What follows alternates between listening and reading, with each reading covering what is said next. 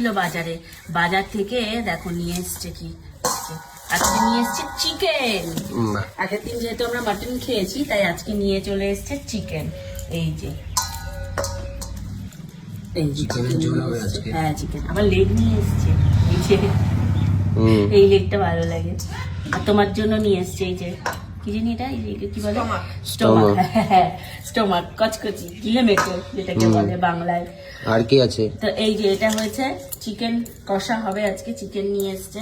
বাবা আমার এরকম কাঁচা কাঁচা জিনিস হাত দিতে কেমন একটা লাগে। আর এনেছে এইটার মধ্যে কি আছে, এটা কি পুঁটি মাছ নাকি বাটা মাছ?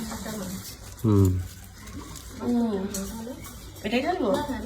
এই যে বাটা মাছ, মা বলছে আমি আর এখন হাত দেবো না, এতে তুমি ঢালো সব। এই যে বাটা মাছ। এটা কি আছে সেটা তেল ফেলে আছে। এই যে বাটা মাছ আমি অতটা খাই না, স্বর্ণ ভালো খাই, স্বর্ণ বাটা। আর এটা কি, এই যে আমার প্রিয় নিয়ে এসছে মাছের তেল। আর এটার মধ্যে কিছু একটা আছে, হ্যাঁ এই যে পটকা, এটাও তেল।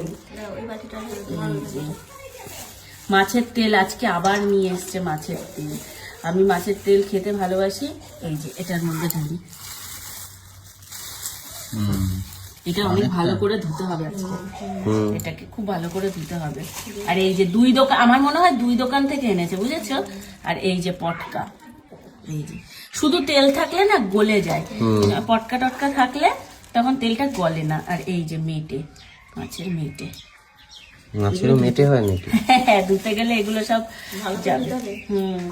তো এই যে আজকে বাজার থেকে বাবা নিয়ে চলে এসছে এই যে চিকেন, বাটা মাছ আর হচ্ছে মাছের তেল।